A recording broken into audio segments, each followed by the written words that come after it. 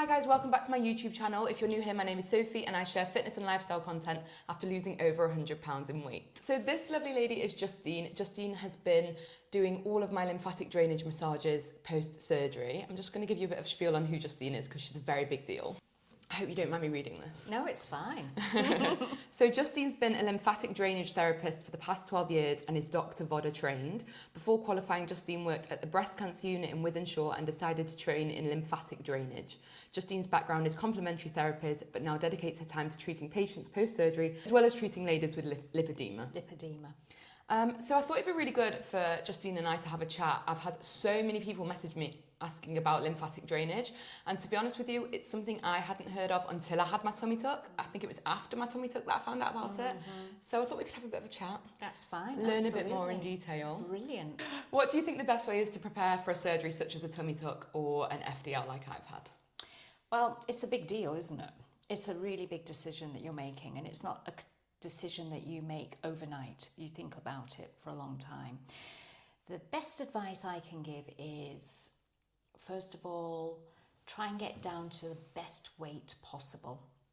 And whilst you're doing that, also try and get strong, get fit, go to the gym, because you're going to need those muscles to help you with your recovery. Yeah. If you don't have a core that's been established, then trying to get yourself up and down, as I'm sure you've already experienced, it's really difficult. Absolutely. So getting strong, losing as much weight as possible, and with doing that, then what follows is following a really good diet, as in high protein, high fibre, lower carbohydrate. I never advocate cutting out a food group.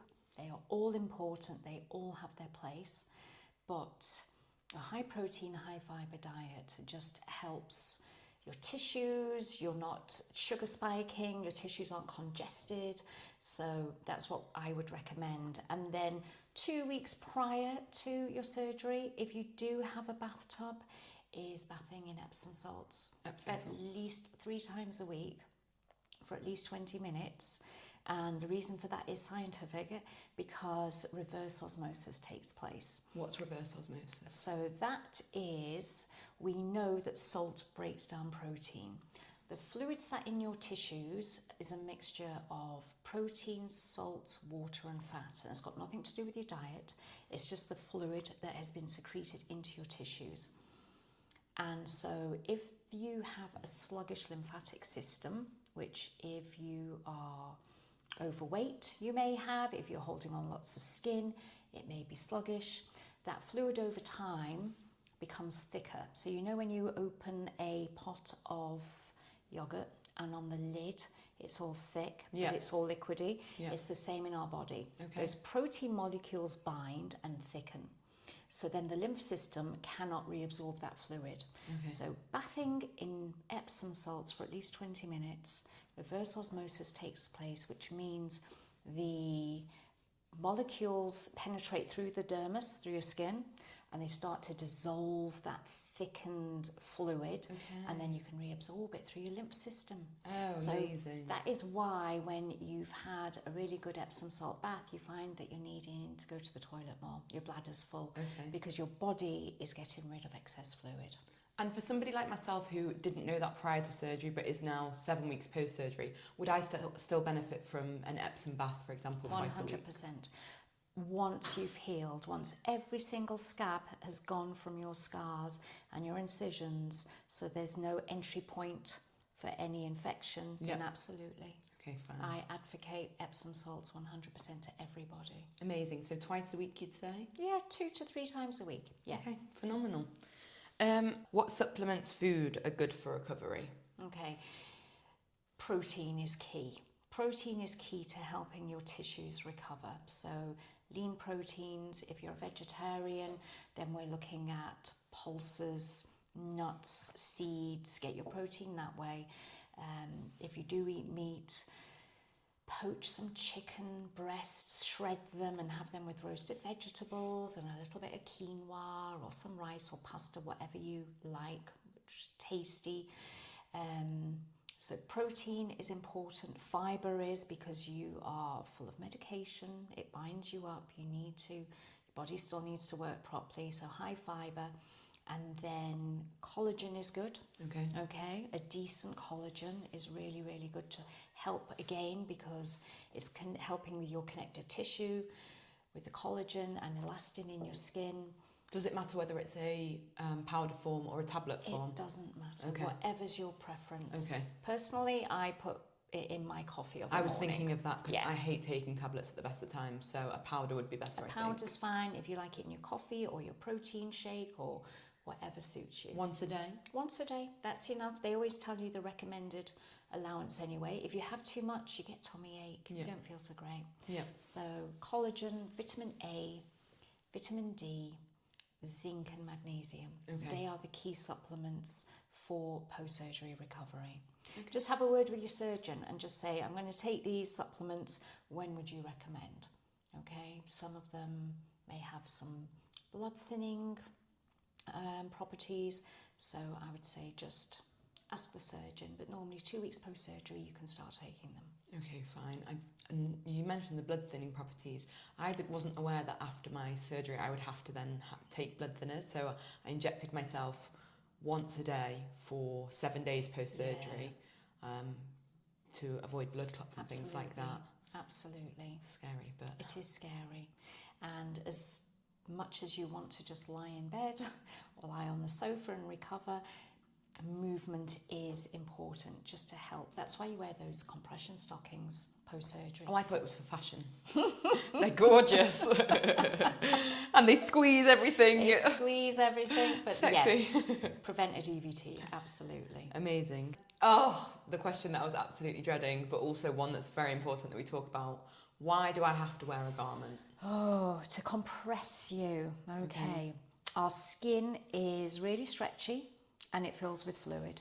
Your body thinks you have been injured and wants to create scar tissue as soon as possible.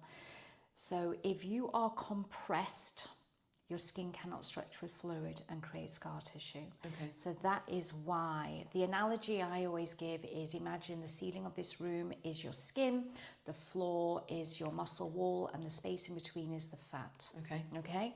We have removed the fat with the liposuction, but then you've had skin removal as well. We're trying to get the ceiling and the floor to touch with no spaces, so that's why you wear compression, to keep everything intact, because if there's any spacing at all, your body will fill it with fluid, and those protein molecules, they thicken, so the fluid goes from liquid to more of a honey consistency, then becomes a gel, and eventually fibrotic scar tissue. And that takes about 12 weeks to lay down, so we just want to prevent that from happening. Okay. Now, for somebody like myself who's really had a bad relationship with her compression and not enjoyed it, would I be okay now if I'm 7 weeks post-op? It's less painful here. I feel a lot more comfortable wearing my compression. I also had an infection with the belly button, which didn't help anything. No. But if I started now wearing my compression, do you think I would still benefit and see the results from it and see the benefits from it? Absolutely. You're only 7 weeks post-surgery. I feel like I've messed it up already a bit. No, you haven't. By not wearing it enough. No, but... when wearing it like once a week, it's not good enough. It's not good enough. No, it's not good enough. It isn't. The jury's out. Some surgeons suggest you wear your garment for 8 weeks, some 6 I've heard, others 12. I like the 12-week mark, 3 months, and then see where you're at. And some companies then do a garment that's a follow-on from your restrictive, really tight garment to something that's a little bit more relaxed, but it is still compressing you. Okay. But a little bit more relaxed, because even though you may feel well in yourself, you cannot see internally what's happening, and it doesn't take just 6 or 8 weeks for your tissues to recover. You're looking at least 6 to 12 months before you start to see your true result. So if you can support your body in its recovery by wearing your garment, then fantastic. Okay, fine. So this is my garment. I got it from Amazon. I have quite a few garments, but this one specifically I found the comfiest. I also liked the fact as well as a zip. It's also got, as well as the hook and eyes, you've also got the zip as well. Brilliant. There is a zip if you want to go to the toilet, but I just prefer taking the whole thing off just for sanitary reasons. Now, I remember once I came in for my massage and I was wearing this, and you mentioned the fact that it was good that I had the leg stockings. Most garments that you get given, I think, are just tend to be focused around the torso. Yeah. What is the benefit of having the leg stockings as well? The lymphatic system does not have a pump of its own, and gravity pulls everything down. Okay. Okay. So when we have surgery to the torso, you've got all the swelling below the scar. Okay. So in your mons pubis and around your flanks, your love handles, your hips, all around there. In the meantime, your legs are still draining 24/7. The lymph system is still working.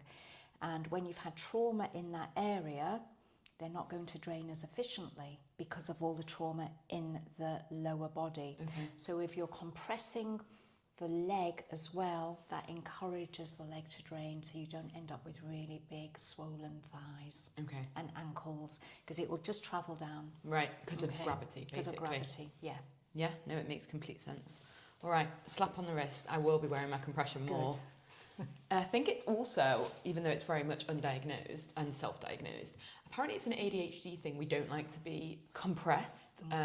We don't like that feeling. And I described it the other day on social media as like I've Winnie the Pooh'd my way through life, in the fact I've always just worn a big baggy t-shirt, and to suddenly now have to be compressed for so long, it is difficult, and it's definitely the thing that I've struggled with the most post-surgery. But I don't think it's too late to turn it round. No, it's not too late at all.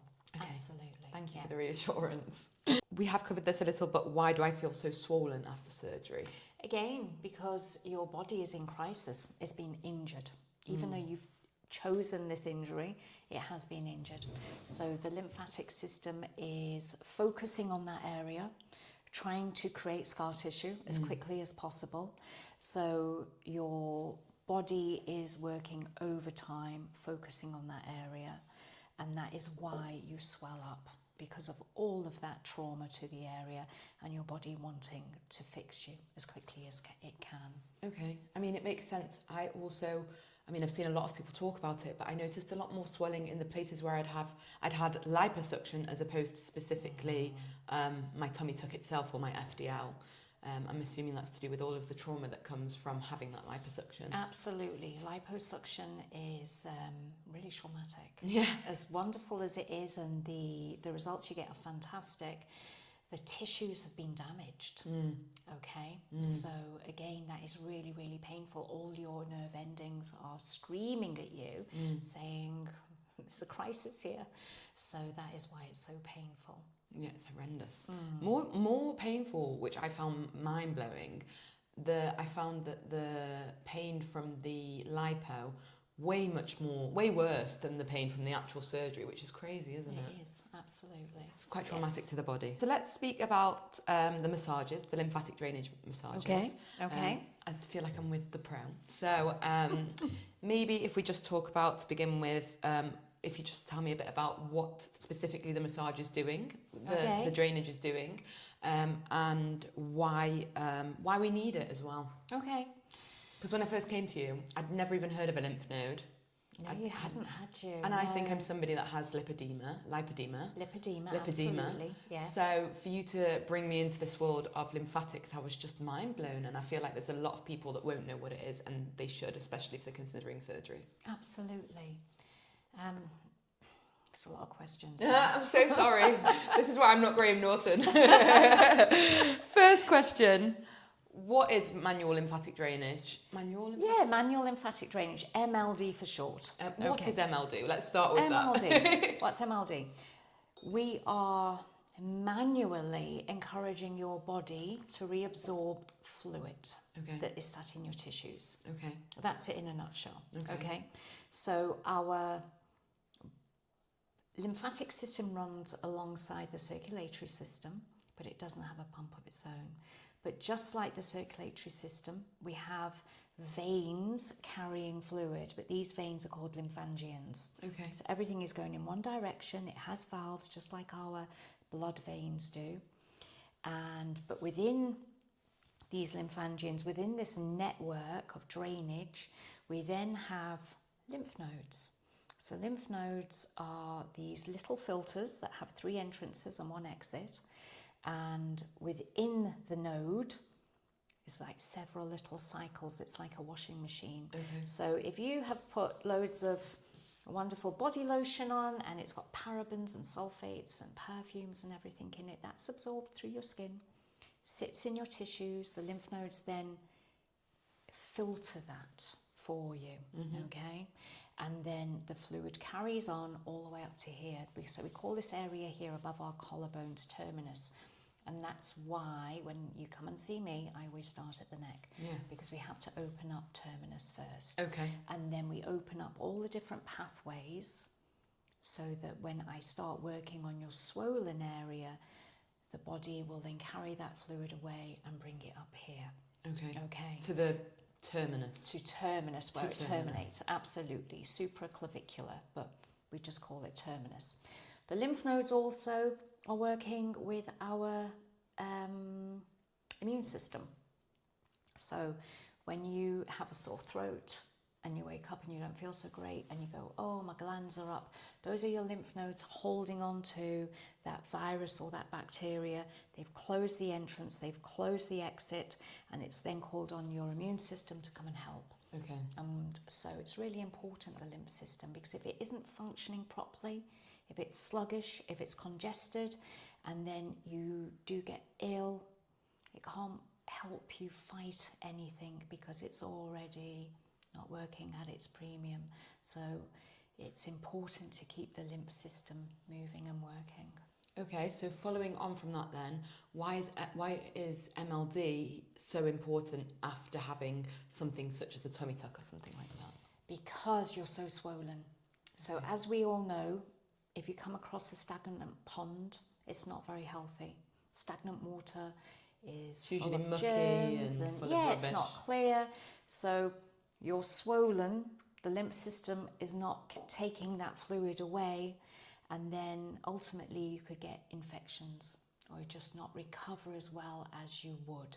So when I'm doing your treatment on you, I'm encouraging your body to organically reabsorb that fluid and carry it away, which is why I say to you, your urine may be a bit concentrated, may have a little smell to it, an odour, and that is because all of that stagnant fluid has been processed then through the kidneys and you're getting rid of it through your bladder. Amazing, okay. Now I currently have 1 session with you a week, but I know that it's recommended to have a few more. How do I phrase this? How many sessions should you have a week, and when should you have them in terms of before surgery, after surgery? And does it matter, sorry, so many questions, does it matter sort of, should an older woman, for example, have 3, whereas a younger woman should have 1? How does it work in terms of knowing how many sessions one should have?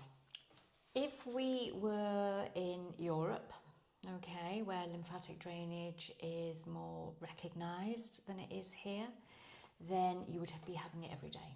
Okay. And if you went to a lymphatic clinic, so a lymphedema clinic, so like Dr. Vodda School has clinics, you would be having lymphatic drainage every day, as well as doing hydrotherapy and Nordic walking and all those kind of things. So here, rule of thumb, we like to say at least 3 treatments a week for the first 2 to 3 weeks, and then taper it off. Post-surgery? Post-surgery, absolutely.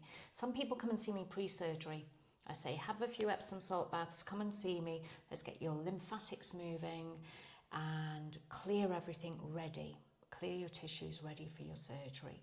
So 3 times a week is recommended for the first 2 weeks, and then tapering down to twice a week and then once a week. It doesn't matter about age. You've asked about older or younger. Yeah. It's all about how your body responds and where you were at pre-surgery, your fitness levels, your diet, all of that, all those factors come into play as well. Okay, so it's completely patient dependent, depending on their background in terms of the gym and exercise and health and weight and things like that. Absolutely, yes. Okay, makes sense. Say normally within, if you can, 24 hours.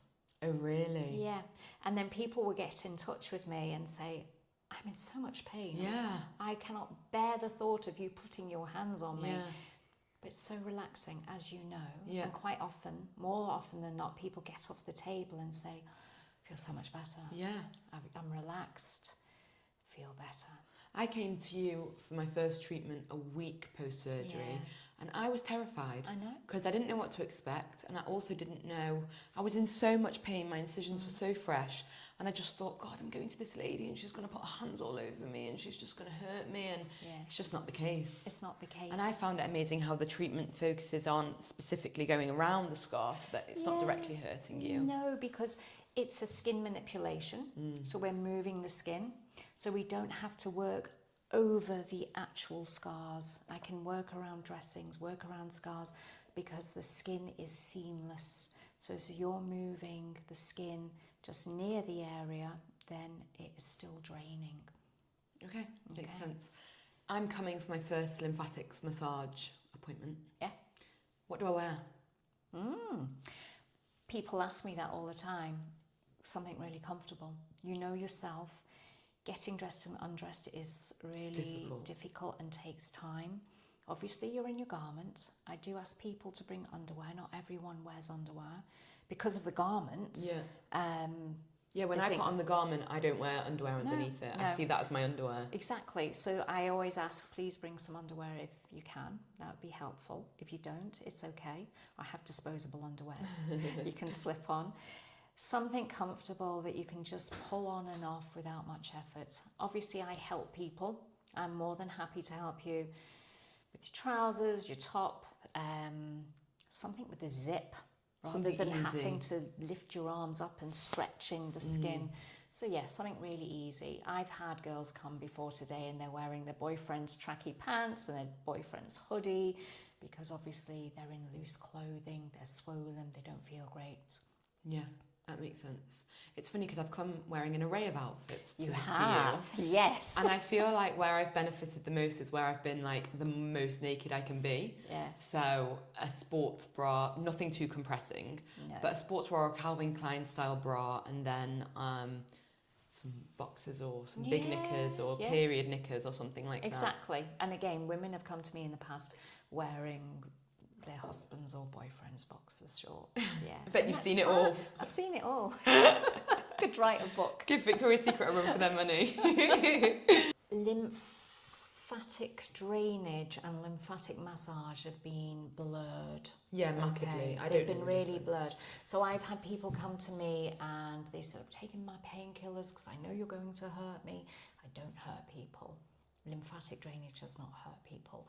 And I know there is another form of drainage where it's quite aggressive and there's a lot of pressure on the tissues. Post-surgery, that is not advised, okay? And I do not open people's incisions and let those areas drain either. And that is also something that is quite popular, but that can kill the tissue, it become necrotic, it can die, and that then runs into many other problems.